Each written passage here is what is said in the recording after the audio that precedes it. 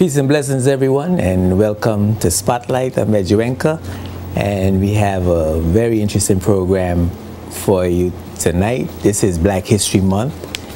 This is our first program for Black History Month, and we have with us this evening Elder Gill Trott. He's a historian and an author. I just published a new book called Bowls Out, Goes In, Every Man for Himself. It's going to be it's a nice looking book, and it's very interesting. We're going to have some discussions about the book, and basically we're going to be talking with him about his memoirs and his travels from Bermuda to the United States and Africa, and the racism that he encountered and how he dealt with it and what it all means. So it's going to be an interesting discussion.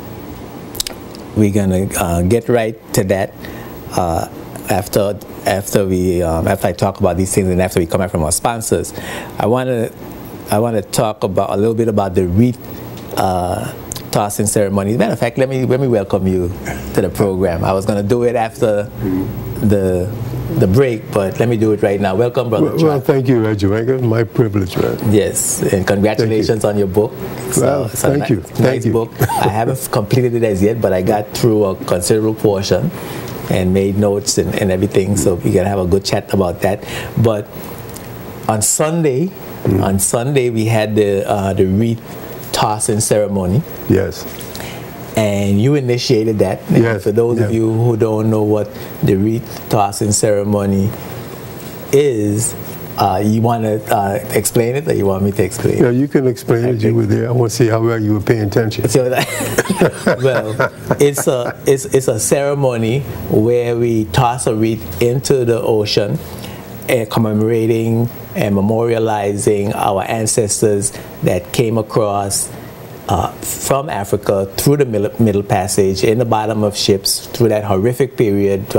Some who were fed to the sharks, some who died of dysentery and all kinds of disease in the bottom of the ships, and were brought over to the Western Hemisphere and dispersed in America and the Caribbean and South America, and some went to Europe.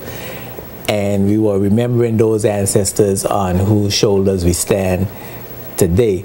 And I have to say that Elder Trott is the person who initiated that wreath tossing ceremony. We had a great ceremony on Sunday. Very interesting.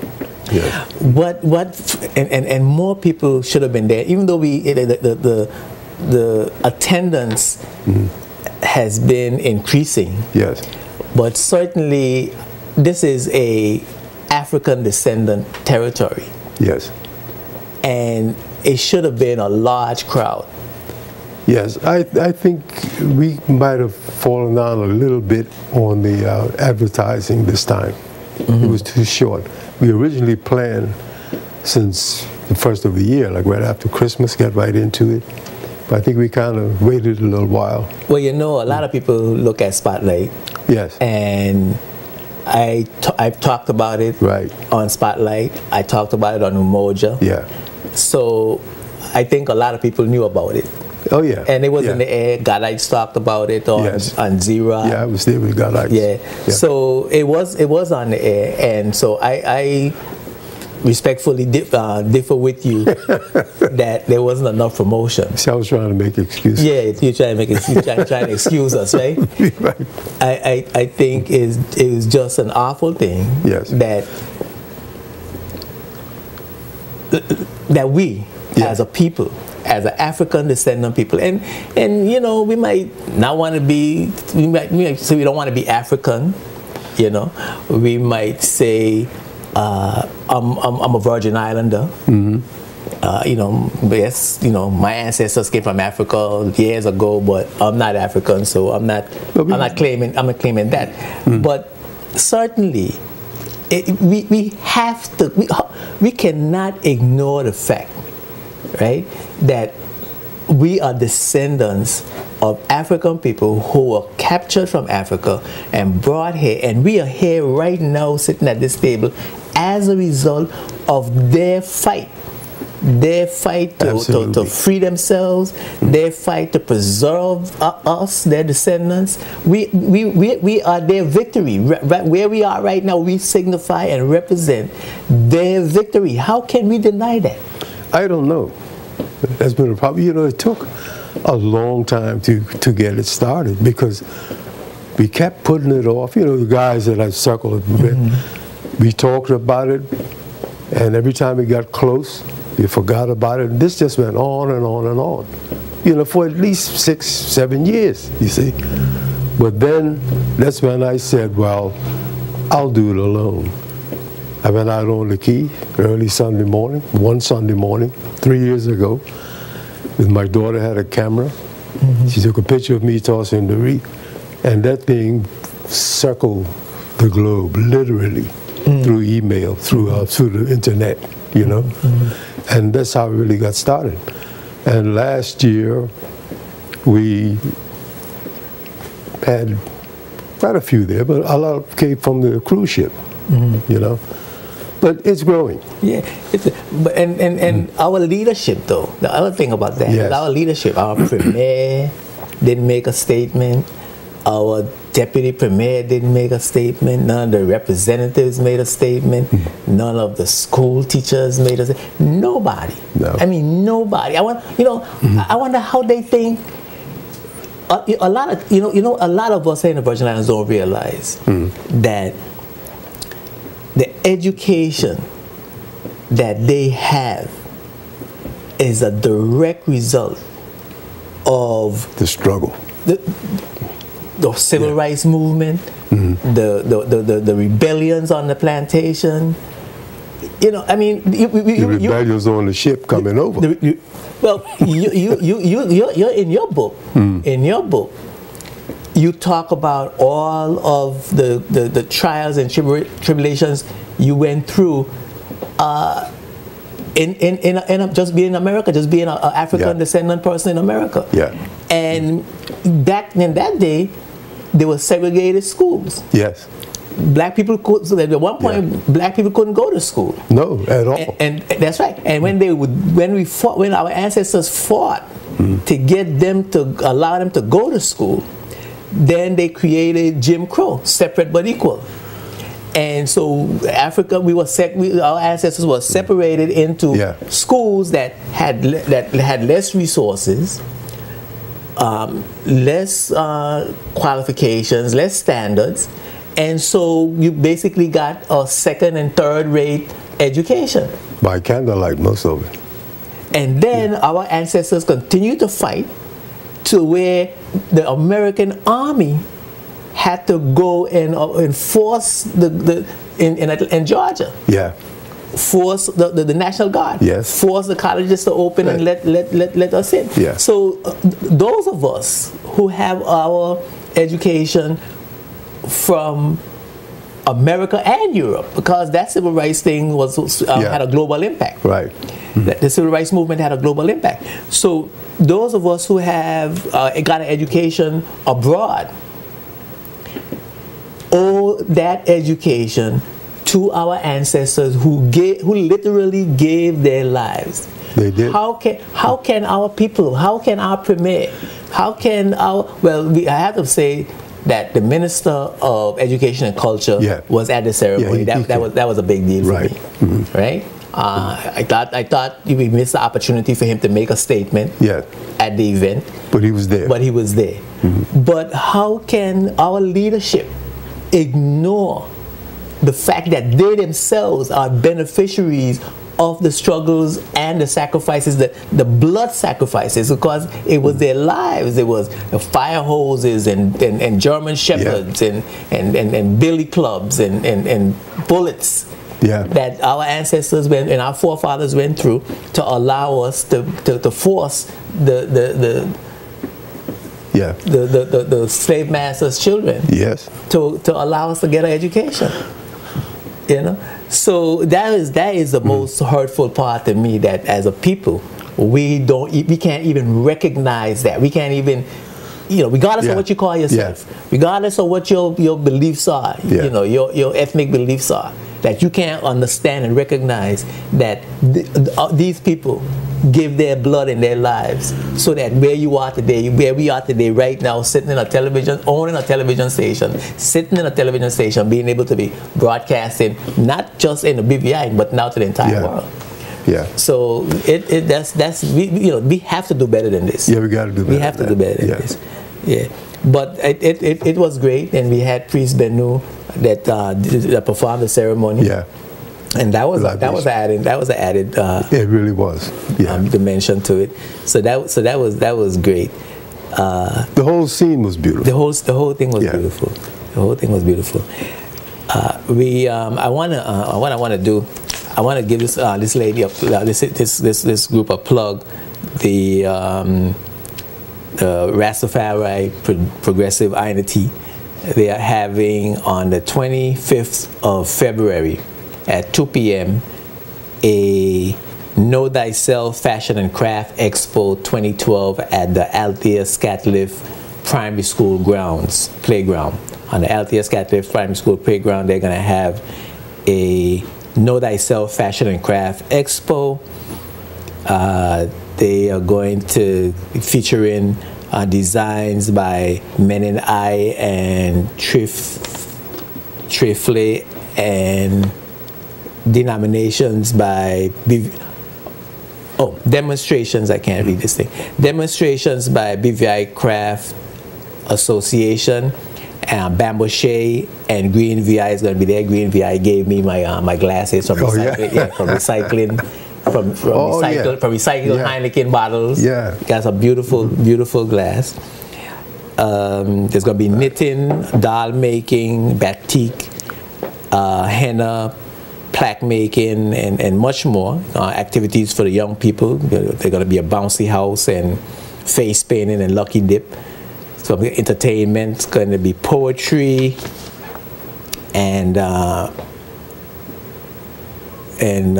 DJ Gumption and others going to be there. So it's a great event coming up for Black History Month, sponsored by Harney's, Black Sage Entertainment, Vegan Treats and Delights, Frontline Systems, Uniforms and Things, and Rastafari Progressive Unity. So be sure to go out and check it out. Take the family. It's going to be on the 25th of February at the Althea Scatliff Primary School at 2 p.m. So I want you to take a look at that. Mm-hmm. We're going to take a break, Brother Trott, for a word from our sponsors. And when we come back, we're going to be talking about your memoirs, some of the challenges that you went through over the course of your life, coming out of Bermuda, the racism in Bermuda, the racism in America, and going in the army, and then going over to Africa and your studies, and it's a whole bunch to talk to you about that you have in this book. It's a great book, a great memoirs that gives a good fresh history and a look at what racism was all about during the 40s, 50s, 60s, up until the present time. So we're going to take a break for one of our sponsors. Keep it glued to Spotlight. We'll be right back after these words.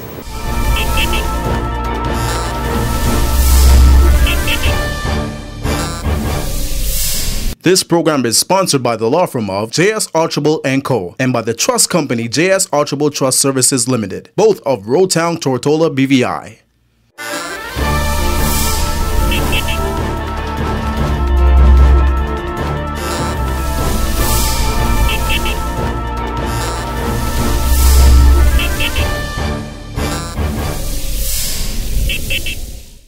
Yes, Elder Trott, I'm glad to have you again.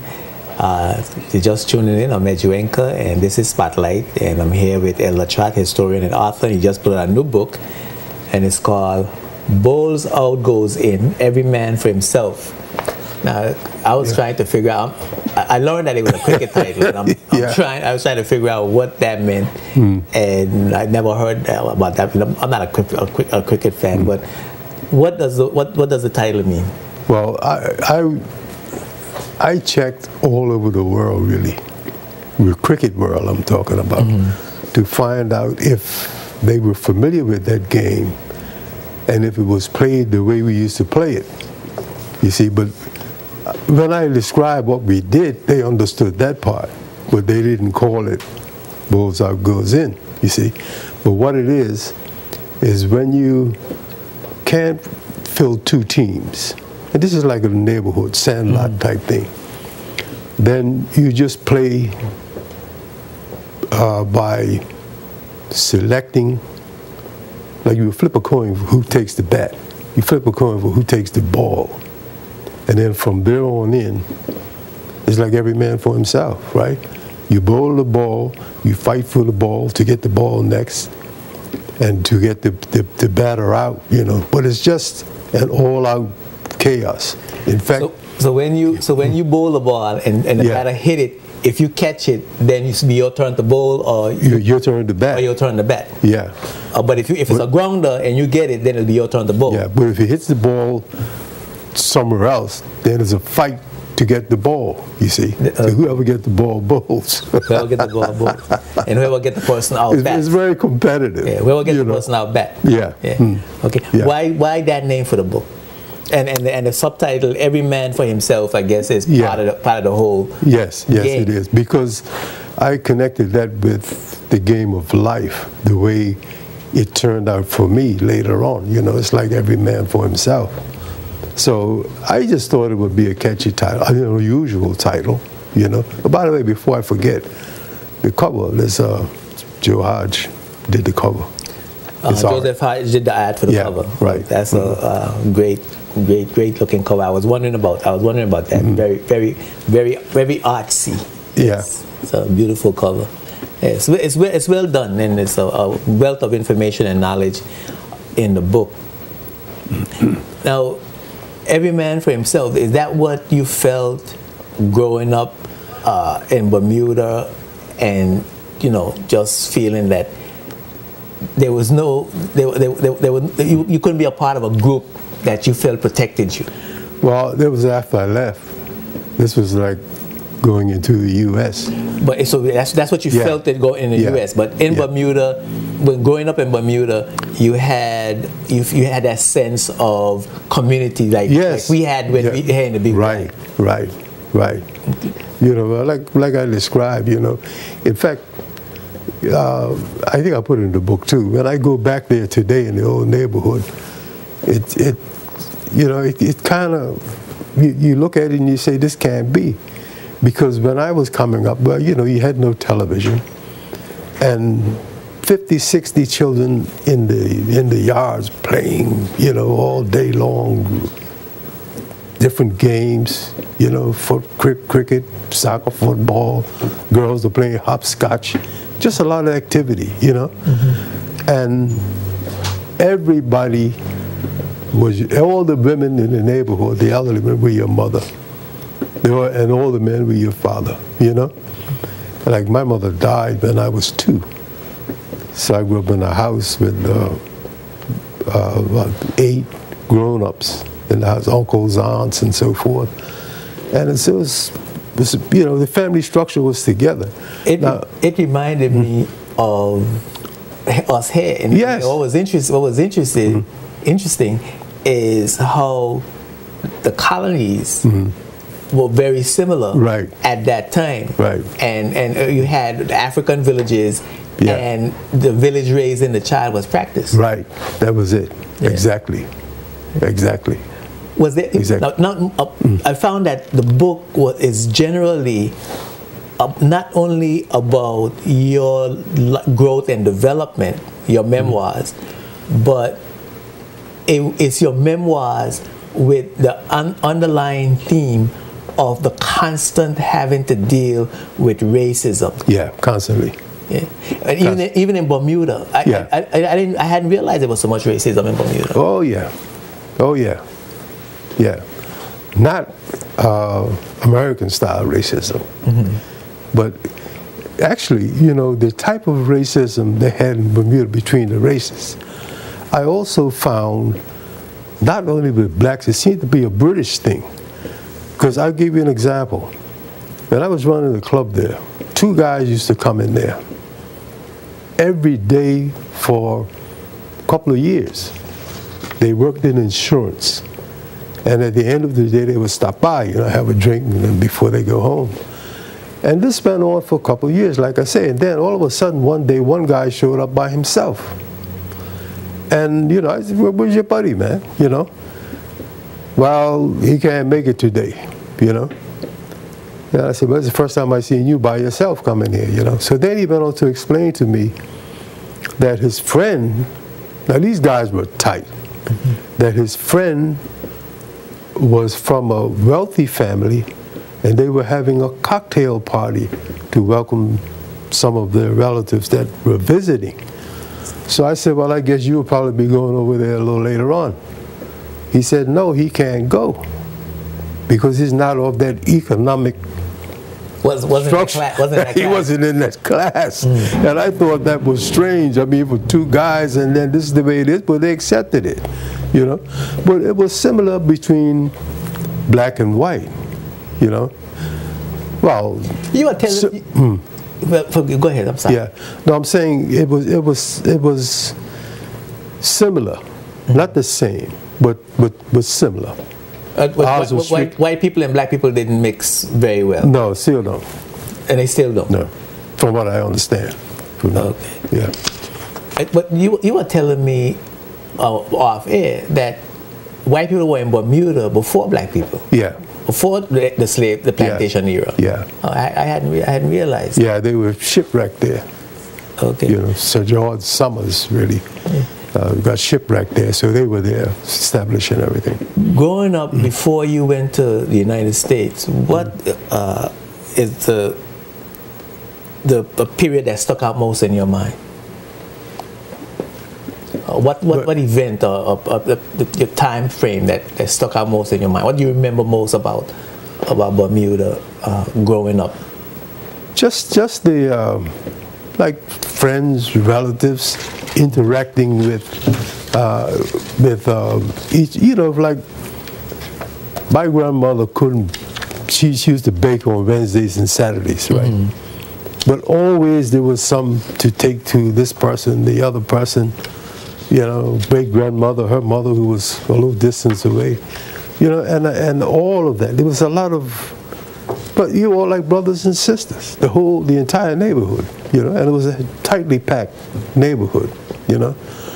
But I remember that most of all, the interacting and the closeness. Yeah, the closeness of the families. And how old were you when you went to America? 14. Actually, my father was from New York City. You know, I tell you, my mother died at 2. Right. So he went back. He was from New York, born in New York, and so he went back. First, as I explained there, he wanted to take me, you know, but Grandma Emily couldn't see that, you know. But it took another couple of years before she was, you know, okay with it. Because the others had said, well, you know, give him a chance to see what's going on in the world, stuff like that. Broaden his horizons. So then she let me go. I was age 14. But it took, I think I was 11 when he first wanted to take me. So it took, the process took a while. Yeah, it took a while. Yeah. You say here, when America entered World War II, her propaganda machine was well oiled. The good guys versus the evil Germans and Japanese. God is on our side. God bless America, the land of the free and the home of the brave. My country was winning the war, and again, I was filled with pride. In spite of the lynchings, the beatings of black people in America. Yeah. Now that was interesting to me because how old were you at that time? How old was I? Yeah, when that pride, that sense that you were a part of America, and you were winning the, America was winning the war, and well, I was 10 when I found out that I was an American citizen, but through my father, who had us naturalized. It was me and my brother actually. So I felt that pride because the propaganda machine was, if you were from the U.S., like my whole status in the neighborhood went up a few notches. See, oh, he's an American, you know. So you were feeling this pride, yes, while you were in Bermuda. Yeah, still, yeah. Okay. You know, because the news and the yes, all the bad guys picking on America and you know that kind of thing. But you realize this now at your age that despite the lynchings you were proud then. Yeah. And it was because at that time you weren't familiar with all atrocities that were going on with black people, were you? I was familiar with the atrocities, you see, but the belief then, as it is now, everyone believed, all the blacks, particularly the people serving in the army and so forth, that when this war is over, because we fought in the war, that when it's over, then things are going to be better. You know, but then that was the way they felt after the abolition of slavery. You see, then after World War II. You see? You had the same feeling again? It's the same feeling. So what, in Bermuda, the Bermudans thought, and I guess like the African Americans, that once African Americans fought in the war, yes, in World War II, then racism would be over. Yeah. And there would be peace and harmony and equality and everything would be fine in America. Right. Okay. Now, was America your first, your sojourn in America, your first encounter with racism? No. You know, like American racism? Yeah. No, I explained that in there, that the night I was walking, I was 10 then. I was walking to, at night, walking toward Hamilton to meet my aunt who was working there, you know. And these guys came along, 3 of them. You didn't read that part yet? Yes, I read that part. Yeah, you know? I'm trying to get you to talk about the book. Okay. Yeah, you know. Well, they just asked me, "Where is Hamilton?" You know. So I was directing them, and one of them grabbed me and said, "Well, you're gonna take us to show you where it is," you know. And for no reason at all, just hung me over this wall. Down below was the train tracks. They had trains then, you know. And the wall was about 30, 40 feet or so from the tracks.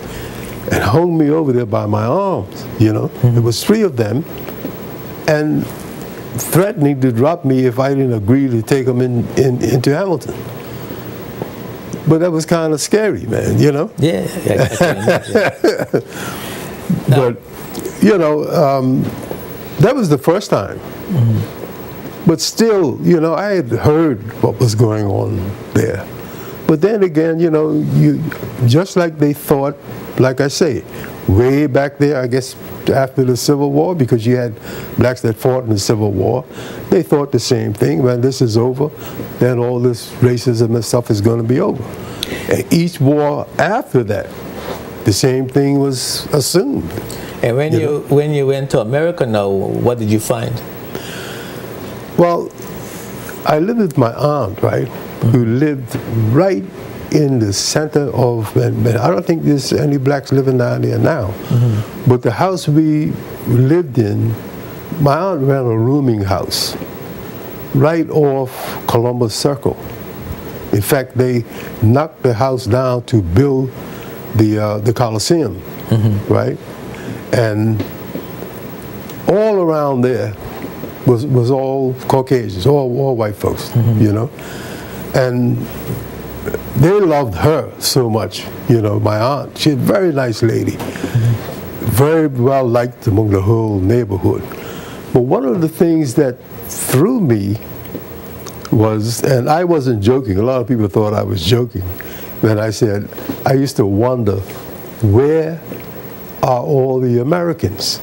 Because everyone around there referred to each other as that Polish guy, you know, that Jew, that Italian, you know. You know what I'm saying? I know you probably saw this too. So at that particular time, Americanism wasn't in full effect. People were still clinging to their nationality. They still do that now. Well, I know they do now, but they still have. They will still say I'm an American, or they might say I'm an Italian American, a Polish American, a Jewish American, a Chinese American, Asian American, and they still. But now they feel more that I'm American, even though they still retain their nationality. But back then it seems to me they didn't add American. They didn't add American. No, it was that Polak, that Polish guy, that Pole, that Jew, that Italian, that Irishman. You know, and I actually asked my aunt at one time, you know, are there any Americans around here? You know? Well, so what were you called as a black person or African descendant person living in that time or in that neighborhood where everybody was identifying with their nationality? The colored guy. The colored guy. Yeah. Okay. At that time. And all my friends, you know, like I mentioned, they were all white around there. Okay, we're gonna take a break and we're gonna come back with continue the discussion. And I'm having a great discussion with Elder Gill Trott. He just wrote his new book, Bowls Out Goes In, Bowls Out Goes In, Every Man for Himself. And we're gonna talk about talking about his life and his encounter in America and Bermuda, racism. This is Black History Month, and we're going to start talking about some history as well. We'll be right back after these words from our sponsors. Keep it glued right here to Spotlight. Spotlight is brought to you by CCT Global Communication, Data Pro, Orion Law, Clarence Thomas Limited, Virgin Island Motors, and Bolo's Wholesale Cash and Carry. Welcome back to Spotlight. I'm here with historian, author, Elder Gill Trott.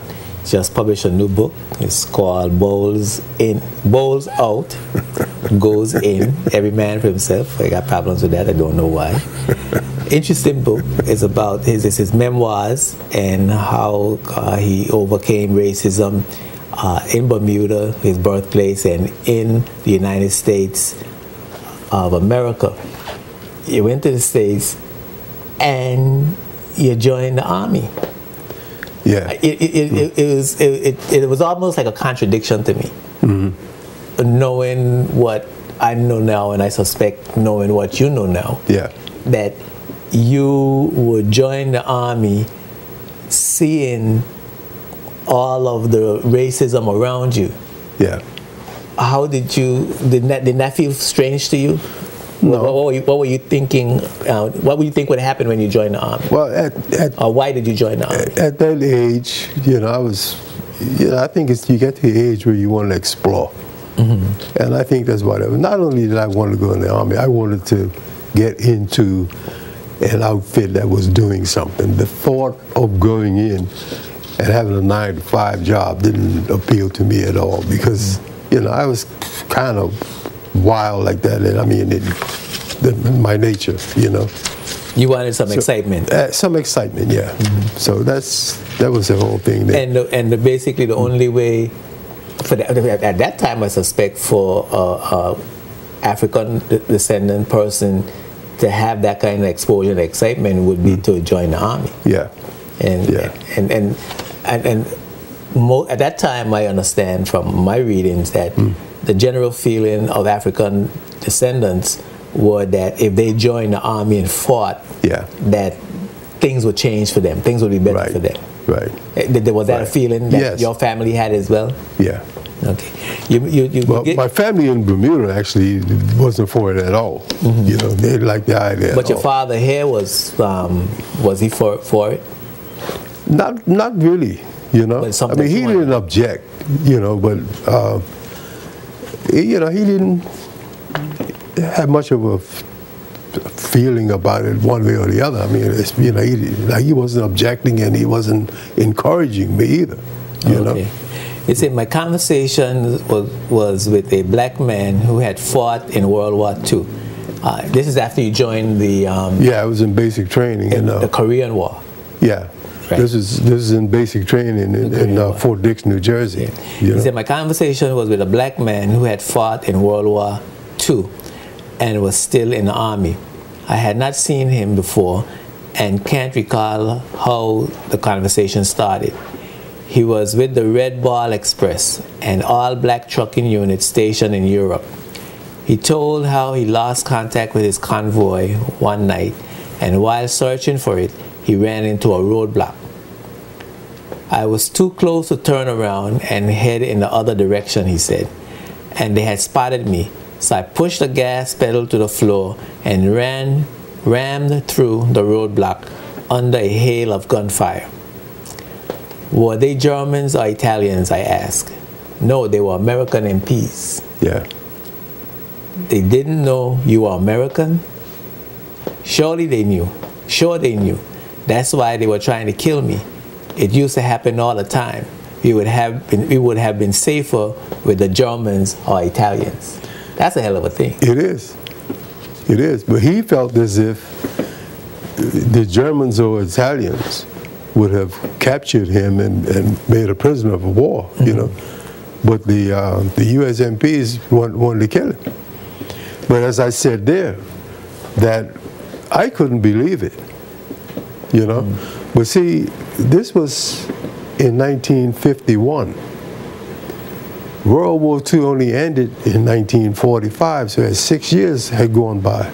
So you still had guys in the Army that were there in World War II, you know, and he was one of them. But then I found, when I went south to North Carolina, that's when I ran into quite a few soldiers that were still in, you see. So I couldn't wait to ask them, tell them about what this guy told me, and ask them if, I said, is that true? And almost to the man, you know, it either happened to them or they knew someone that it happened to. Well, how did that make you feel, though? I mean, you in the Army. Well, that's a wake up. That's a wake up call. But then again, you see, we were still segregated. The Army was still segregated then, right? President Truman ordered integration in 1948. So a lot of people think that in 1948 everybody integrated, but it was an ongoing process. In fact, we didn't integrate until 1953. 82nd Airborne was the first, I mean the last, to integrate. We were integrated in basic training in Fort Dix, New Jersey. We were integrated in what was called the 82nd Replacement Company that was in North Carolina, right? This is where you went until you stayed there until they assigned you to your regular outfit. And in the regular outfit, you were segregated again. It was the 3rd Battalion of the 505th, 82nd. So nothing had changed really after World War II, and the expectations of African Americans in the United States after the war, that things would change and get better for them, it never happened. No. Well, see, a few of the, not only me now, a few of the guys that I knew had become known to from New York and Philadelphia and those places like that, they were shocked also when we found out in basic training that the 82nd Airborne Division was still segregated, you know, and so I was surprised too. It's too late then. You can't say, well, I'm not going to stay in. So you went to school in America. You went in the Army, and then you returned to Bermuda. Yeah. Okay. And they had a whole series of things happening in Bermuda at that time. You did construction. Yes, my grandfather was in construction, right? And then you started managing. You got an opportunity to manage a club that became a big hit in Bermuda. Yeah, it was. That, believe it or not, that club was right there in my neighborhood, right there, you know. And the club now, it just so happened, well, I had a friend of mine was working there, you know, and we had finished building a hospital on the Air Force Base in Bermuda. So I had to go down and collect a check. So I was waiting at the bus stop, you know, and the owner of the club knew me through my friend who was working for him, see. So he just called me and said, look, man, where you going? You know, you're not working? This is about 10 o'clock in the morning. So I said, yeah, we finished the job. He said, man, can you come work for me? I said, doing what? He said, one of his guys left suddenly. He said he needs a bartender. I said, well, I don't know anything about bartending. He said, you know what goes in a rum and coke? I said, yeah. He said, well, you're a bartender. He talked me into coming there, He says, I'll put you on a day shift. And that way it's kind of slow. And this is like this time of year, it's kind of slow. And he said, put you on a day shift. You can pick up on everything because it's slow. Well, that day, even though it was slow, I made almost as much money in tips that it took me to work the whole week for, working for my grandfather, So you stopped. I stayed there, but I wound up managing the place. It appeared from your book that when you got back to Bermuda, the racism had gotten worse.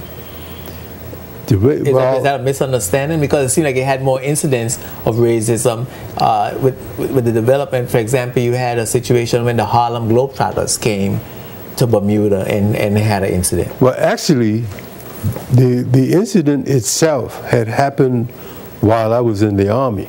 Okay. You see, but this was kind of like the repercussions of it. And I got back and they were still talking about this thing that had happened to the Globetrotters, right? Mm-hmm. So I got a hold of. But it wasn't that happened. They, how they tried the globe, Mm-hmm. So apparently they had come there, I don't know if it was an exhibition game or something. I can't remember whether they were supposed to play or whether they were just passing through. That used to happen too, mm-hmm. But they had been booked into this hotel there. And then when they arrived, the hotel turned them away, Mm-hmm. So I never forget, because one of the local politicians, they only had about 3 black representatives in the House of Parliament at that time. And he had been in and was voted out.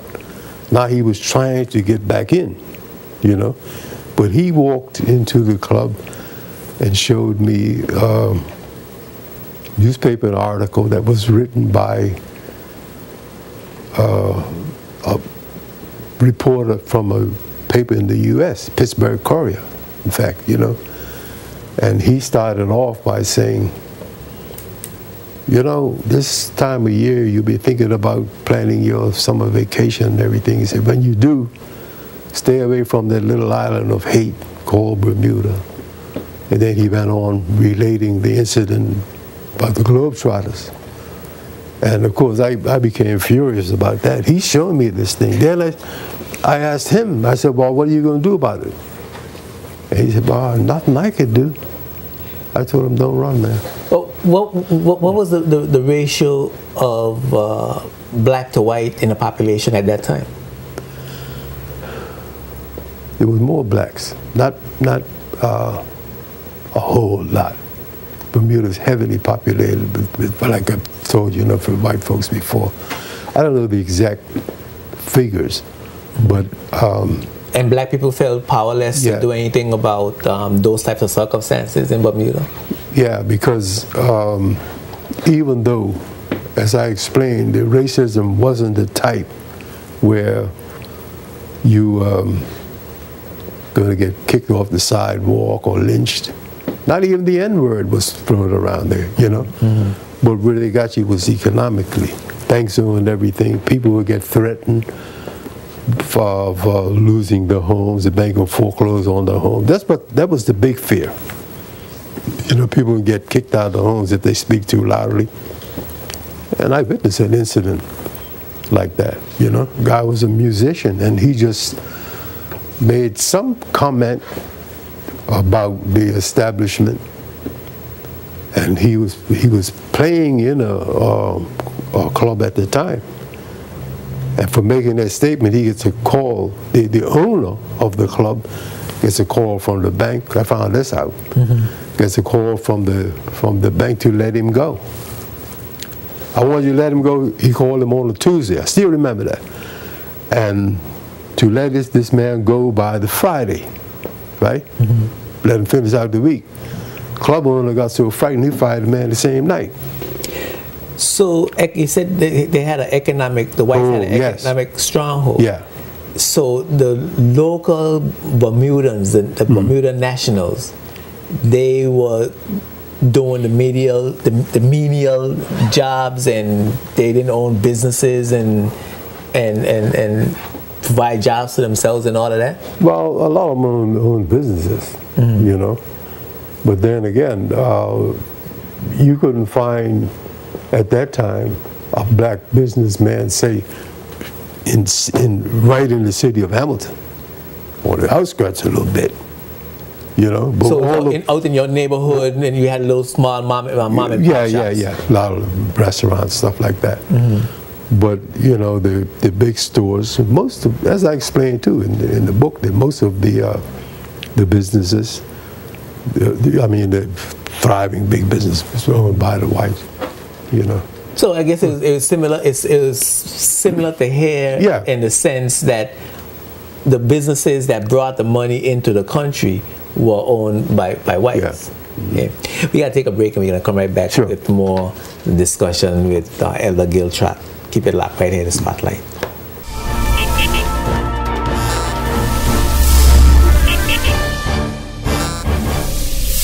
This program is sponsored by the law firm of J.S. Archibald & Co. and by the trust company J.S. Archibald Trust Services Limited, both of Roadtown, Tortola, BVI.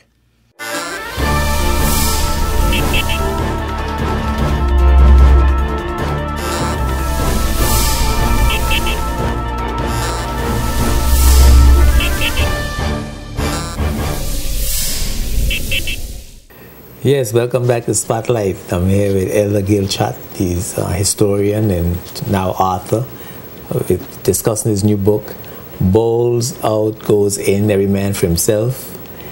And we're talking about his life and his travels throughout the world, and his encounter with racism. Of course, you know, this is African History Month, Black History Month, and we are going through our history and talking about some of the things that our ancestors been through, some of the things that we've been through as persons living abroad in various parts of the world, and having to go through racism and basically suppression. So we have that discussion. I'm going to open up the phone lines. The phone numbers will come up on the screen. You can call us or you can text us. And if you want to ask Brother Gill a question or give him a congratulatory remark or note, please feel free to do so. We have about another half an hour left in the program, Brother Gill, and so I can see we following at 10 o'clock because there's a whole bunch of stuff. There's a whole bunch of stuff going on, a whole bunch of stuff to cover. There were some riots that happened in Bermuda. Yeah. Tell us about those riots and what were the causes and how did they play out? Well, in the early 50s, remember, also the Mau uprising in Kenya was in full swing. At the end of that, the problem they had there in Kenya, Jomo Kenyatta got into power, and when that happened, a lot of the whites left Kenya. Now, for those who may not know what the Mau Mau movement was in Kenya at that time, just in one sentence, perhaps, just say what the Mau Mau movement was. Well, they just got fed up with oppression, you know, because they had been invaded, colonized, I guess you may call it. They were the freedom fighters. Mama were the freedom fighters in Kenya, under the leadership of Jomo Kenyatta. Right? Okay. Okay. So after that period, no. Yeah. Well, they all, some of the whites fled. quite a few, yeah, came, and they wound up in Bermuda. They settled in Bermuda. Yes. That's interesting. Yeah. Yeah. But they also brought their racist baggage with them when they came, you see. Some of them got on the police force. Some of them got into jobs where blacks had to teach them how to be their bosses, you know. And so that didn't go down too well with them. And I remember an incident at the electricity company. Apparently it happened there. You know, they brought in they came there and they got jobs in the electricity company. And some of the employees there had to teach the newcomers how to be their bosses.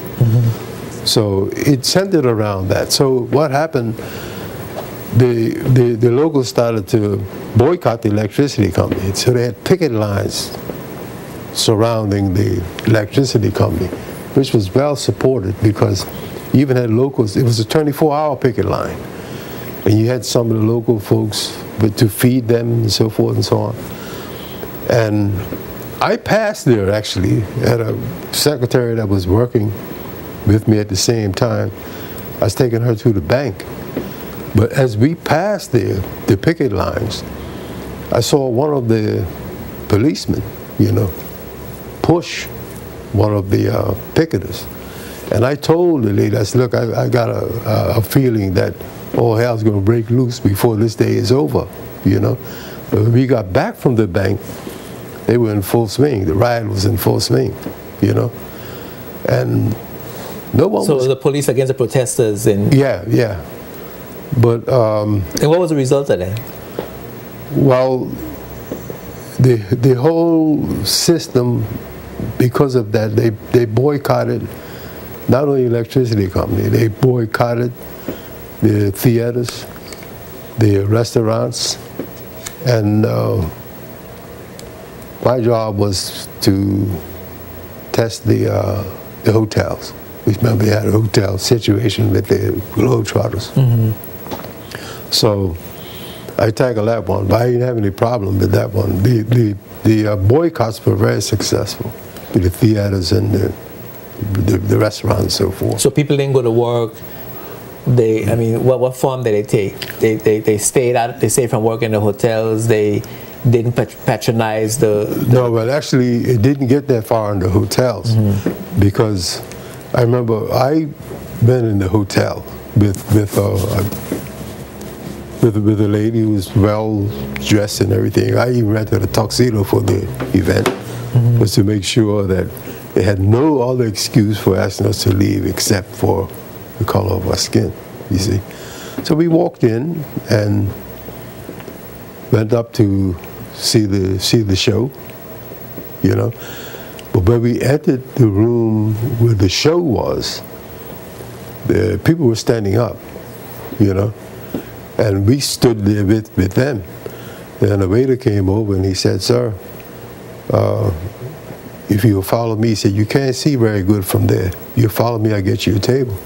So he took us around and got us a table, right? So at the end of the night, when the bill time came, they told us that the bill was already taken care of. So as a result of the riots, yeah, at least there was a pretense of the racism subsiding. Yeah, and the local people were able to patronize and be welcome in the hotels. They gained really respect at that point. They gained respect at that point. Yeah. But what I was asking you was whether the boycott, what form did the boycott take? Did people stop going in, stop patronizing the white stores? But they picketed. They picket also. Yeah. Okay. So they not only didn't go in, they tried to stop people from going in. Right. And that economic activity really put the squeeze on the businesses. That was it. Yeah. Yes. Let me see. Somebody sent a text. Let's see if we can. So, Mr. Trott, do you think that the psychology of it takes a village to raise a child was a social bonding or a survival mechanism? It was both. It was a social bonding, you know, but it was a survival mechanism also. Okay. Because everybody had to look out for each other. But, right. Yeah. Okay. So there were quite a few things going on in Bermuda at that time, but then you went back to the States. That's accurate, right? Yeah, I did. Yeah. I think from my reading, you went back to the States, and during the period of the time in the States, you started studying African history. Actually, I started before that, but I got into it. I wanted to get into it formally, you see, you know, because I started when I was about 12, and that was because they introduced the works of Shakespeare into my class in Bermuda, right? And I just became fascinated by, you know, after Othello, you know, because, you know, he had black there. King Lear, they, you pick up a little racism in there. And my curiosity was, what was life before that? Because now we're looking at a couple of 100 years, right? What about going back another 200, 300, 400 years or so? But I just kept going back. And I asked a teacher of mine, this is what really piqued my curiosity, about history, you know, and how far do we go back, you know, as black folks. And she looked at me with a kind of strange look, you see, because I don't think she had this question before. And almost in a whisper, she said, my husband is going to Scotland and a few others, because her husband was a big-time cricketer. And I'm going to get him and bring you back some books, you know, on this subject. But through that, that's when I found out, you know, that it all began in Africa. You know, this is history hit right back into Africa before Europe was even known, you know, and that really blew me away. When they were still thinking that the earth was flat. Yeah, you know. No, it kind of blew me away because, you know, like we were taught, up until today, we're still not taught African history. Everything was European history. All your heroes were European. This doesn't do well for the esteem of black folks, you know, or black children in particular. And I couldn't get over this, man. I said, well, what is this, you know?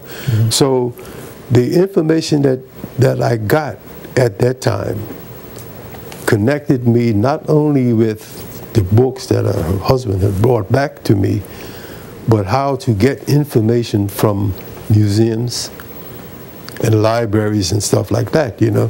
So that's how I got into it. But when I approached it from a formal education side, you know, then I got resistance. It got to the point that, I went to school on the GI Bill, you see, and where they pay you to go to school. But I got to be such a nuisance in the ancient history class to the instructor there, you know, to the professor there, that he got, well, when the class would start at night, you know, he would ask about the football game. Anybody see the football game or the baseball game over the weekend? And he'll spend the whole class talking about football or baseball, you know. But it wasn't until a lady there from Russia cornered him one night when he was talking about how generous America is for letting in, I think Hungary had a problem at that time with just like Czechoslovakia, you know, they had an incursion there and they all flocked to the U.S. And he was talking about how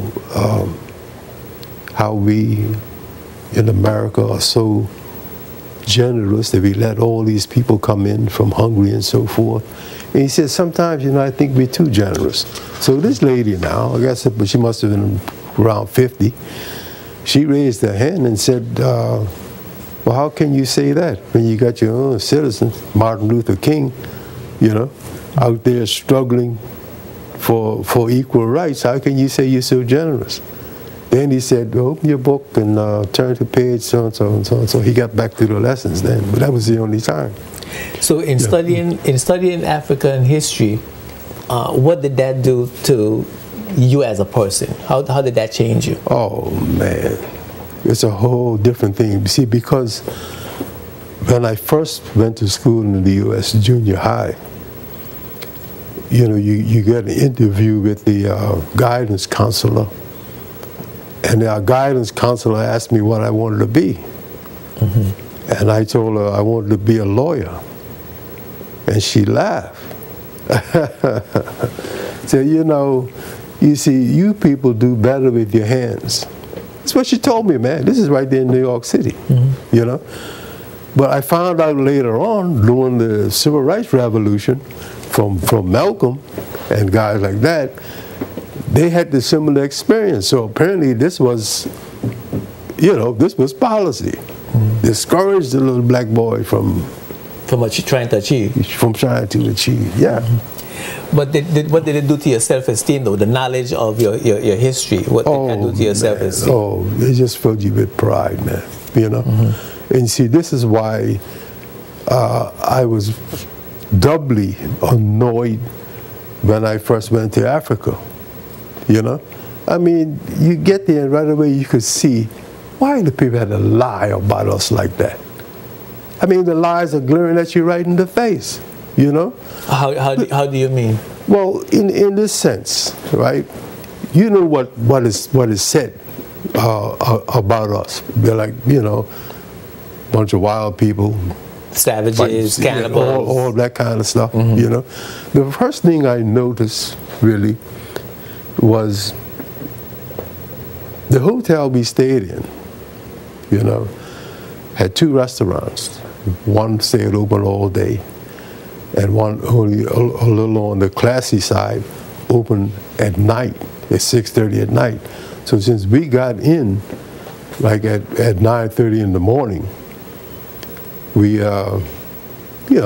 sleep came first. I can't sleep too well on the plane anyway, so then, so we went in, just went to sleep. When we got up late, hungry now, we were waiting for the restaurant to open, see? So when it opened, we went in. We were the first in there. Waitress ushered us to a table. We picked the table way in the back of the room. She disappeared in the kitchen. Then here comes another waitress in, shouting, calling this girl, stop! Right? Mm-hmm. But then she spotted us, right? And she came right over to the table, and she's apologizing. And I'm wondering, what's this lady apologizing for, She says, I'm so sorry, I didn't know you were here. I said, but, so what are you apologizing for? She was apologizing for shouting, mm-hmm. And first impression, right? I never heard anybody gonna apologize for shouting, but this is us originally, So in other words, yeah. the sense you got when you got to Africa about the people was that it was just it was the whole propaganda across the world about African people was a total lie, and that you saw us thriving and successful and really having a high quality of life. But see, the people that like if you went there, say, on a tour, at first we were planning 5 African countries, but then I said, no, I don't want to do that. Then we met a guy from Ghana, actually, that lived right across the street from where we live now. Mm-hmm. And meeting him, I said, look, I don't think we should hit all those countries. Let's get into one. I don't want to do the tourist thing. Let's get in with the people. I want to see what's going on. But see, because going there, a lot of folks go there, and that's what they are shown, the poverty. You know? And strange things about that, I mean, the same poverty that I saw there, I've seen in New York City. Yeah, let's take a break, and we're going to come back with some more. We'll be right back after these words from our sponsors. Spotlight is brought to you by the National Bank of the Virgin Islands, Tortola Concrete Limited, Orion Law, Clarence Thomas Limited, Virgin Island Motors, and Bolo's Wholesale Cash and Carry. Welcome back to Spotlight. I'm Medjuenka, and if you've just joined us, you've missed a fantastic discussion here with elder historian and author Gill Trott, who's just completed a new book, Bowls Out, Goes In, Every Man for Himself. We got a phone call. Let's go to the phones quick, Elder Gill, before we get back to the discussion. Okay. Thank you very much for calling Spotlight. Go right ahead, please. Go right ahead, please. You on Spotlight? Hello? Yes, go right ahead. Oh, good evening. Good evening. Spotlight, Edgewanka. Yes, my brother. And Brother Gill Trott. How you doing, brother? Is African Studies Club, Virgin Gorda, District 9. Hello? Yes, go Hi. ahead. Go ahead. Be as quick as you can. We only have How a you few doing? minutes left. The experiences that Brother Trott is telling us about through his youth and into later life, it establishes low self-esteem. Inferiority complex comes from those experiences. It becomes a self-hatred. You dislike yourself and dislike anybody like you. It becomes antisocial. And when you become antisocial, that is when you end up in jail. The President of the United States, Obama, said there's over 1 million black men in jail as we speak because of low self-esteem, inferiority complex, and self-hate. And I think that Brother Trott's book will point out that those experiences will reduce us to not being able. It is a deliberately designed dementia. ID, IQ, IE, and IQ is for naught because we were trained like out of Willis Lynch concept of racism. The Willis Lynch concept will reduce your ability to reason, and that is why the government at this moment, Brother Walwyn, have a new program, a new approach to get young people to be work ready, to prepare them for work and prepare them to come out into life, and to prepare them to know who they are, that we are the richest people on earth, because there's more gold and diamonds and uranium and oil in Africa than any other place in the world. Thank you, my brother. Thank you for the call. We got the message loud and clear. Okay. Yeah.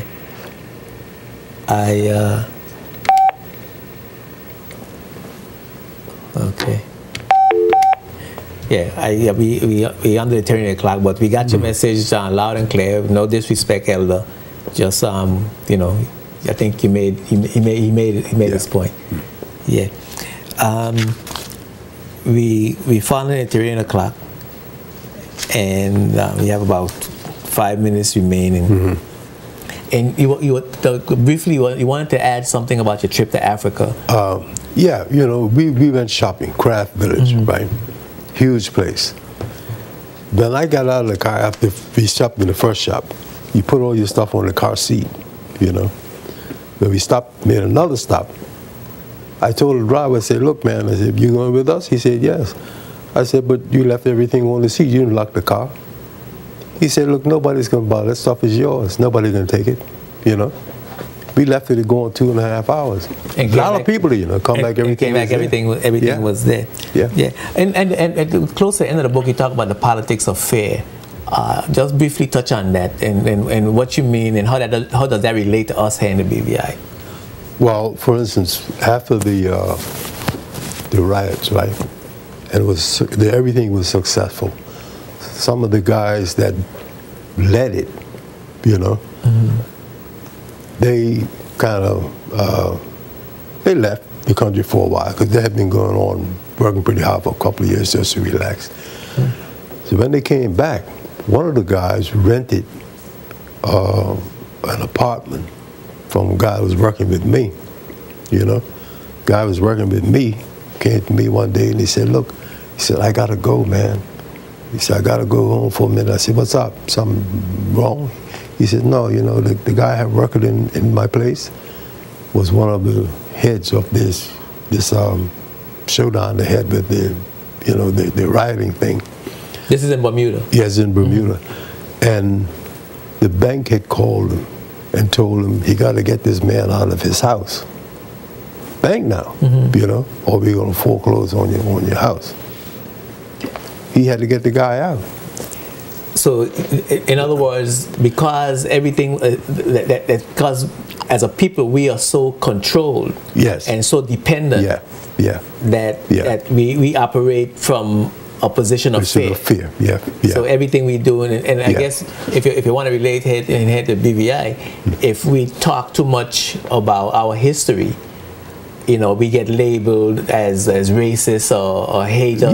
Yeah. Well, that's me in particular. You know, I'm called a hater and everything before for talking about our history. I got a text. Somebody wants to know about. Can you talk briefly about black people as pharaohs in Egypt? Is that because, you know, we hear about pharaohs only from the Bible. All right. And when you see pharaohs in a picture, you see Yul Brynner. Yeah. Right? Like when you see Cleopatra, you see Elizabeth Taylor. Yeah. And so in our minds, we think these people are white people. Well, Herodotus, the Greek, visited Egypt in 500 BC. And he wrote in this description of Egyptians was that they had broad nose, thick lips, burnt of skin, and woolly hair. That was his description. All right. In 1875, Count Volney of France, he visited Egypt and was shook when he made a statement. He said, man, he went there he put a dictionary together, right? And he suddenly stopped one day and he said, man, these people are the source of all our arts and sciences, and we have made them our slaves. He was shaken by the thought. You know? What impact you think this kind of knowledge of ourselves, knowledge of our history and our significant contributions to world civilization would have on us as a people today, and particularly here in the BVI? Well, the fact that we are not taught these things in our schools. Our children don't know this. That fact alone should ask a question as to why. Why don't we know about ourselves? Right? There was a general, I think it was a Russian general at one time also, who said, if you deny a people their history, should be a crime against the people, considered a crime against the people. Right? How are you going to teach a little child about all his heroes are white? All his heroes in a school, all black children. And you're teaching them all the heroes are. They don't have a black hero. You know? That should be a human rights abuse. And the caller just said that the making of the inferiority complex. It is. Yeah. It is. Final question, because we under the turning the clock. All right. Why are you telling this story now? Well, this happened to you a long time ago. All these things happened to you a long time ago. Why you feel the need to tell this story now about your life and the trials of your life and the racism in particular, because that's a theme that's running throughout the book. Right. The racism in particular that happened to you over your lifetime. Because a lot of people think that it's gone away. It hasn't gone away. I told him, but this thing, it went underground, but it didn't go away. So you're saying you are recognizing, having gone through that experience, you are recognizing as we speak racism permeating the society. Oh yeah, see, but it's more dangerous now than it was then, because then it was open, it was overt. You saw it, and it was it was right in front of you. They did it. It was right in front of you. Now it's going underground. You don't know who he is. You got black racists. You got what they call well, I don't want to use the term, but you know, you can't tell who is who. You know, every time the reparations issue comes up in America, right? You got people there all ready to object against it. You're saying, when you say they got black racists, you mean you have black people who are against black people? Who are against black people, yes. Yes. And so, you know? So you don't know who is on your side? You don't know. Yeah. You can't tell. Well, Brother Trott, I'm sorry that we could go on talking forever, and as usual, we didn't get to talk about all the things that we need to talk about. But certainly, this is an interesting book. I'm almost finished, and I found it quite intriguing, and I recommend that, you know, so that we know what happens in the world. I think you need to give this book a read. It's called "Bowls Out Goes In, Every Man for Himself" by Elder historian Gill Trott. Amazon has it, Barnes and Noble. Amazon, Barnes and Noble. Yeah. So you could pick it up here. Where in the BVI can you pick it up? No, we're not yet. Because I know usually Mellow Moods, you know. Did you leave any in by Mellow Moods? Not yet. Not yet. I'm waiting on something to come now. Waiting on something to come now. But certainly you can get it at Barnes and Nobles and Amazon, and when you get more copies, you can pick it up at the bookstores here as well. Bowls Out Goes In, Every Man for Himself. Memoirs of Gill Trott. I'm calling it Memoirs of Gill Trott. But it certainly has in a lot about your life and the things that you encounter and how important it is for us to know. Now, thank you very much. Congratulations, and thank you very much for being my guest on Spotlight. Thank you for having me here, brother. So it was good to see you. Thank you for having me here. Yes. Next week, the Spotlight will be on two young persons from the Caribbean, from the University of the West Indies, the Cave Hill campus in Barbados, Mr. Dalen Marlin and Ms. Rosanna John. And they will be in the BVI as University of the West Indies ambassadors, contributing to youth leadership, development, regional interaction and integration. They'll be talking about HIV/AIDS prevention, disaster mitigation, as well as promoting UWI as the best choice for tertiary education in the Caribbean. And they're going to be here. We're going to be discussing the role of African Caribbean history in regional integration, the role of African Caribbean history in regional integration, among other things, because we have been trying to integrate as a people, unify, have a single market and economy, pool our resources together, have a strong economic bloc, but we just can't seem to get it together, Brother Trott. Just can't seem to get it together. So we're going to have that discussion for African History Month. So so be sure to tune in. I want to again quickly remind you of the Know Thyself Fashion and Craft Expo 2012 happening on the 25th of February 2012 at the Althea Scatliff Primary School playground. Lots of food, lots of drinks on sale. It's going to be crafts and of course a lot of music and youth activities, playthings for the young people. So it's a whole family event celebrating African History Month. It says people without the knowledge of their past and their culture, people without the knowledge of their history and their culture is like a tree without roots.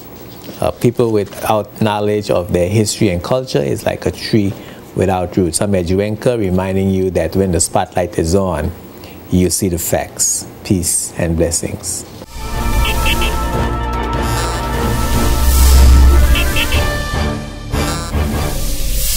This program is sponsored by the law firm of J.S. Archibald & Co. and by the trust company J.S. Archibald Trust Services Limited, both of Roadtown, Tortola, BVI.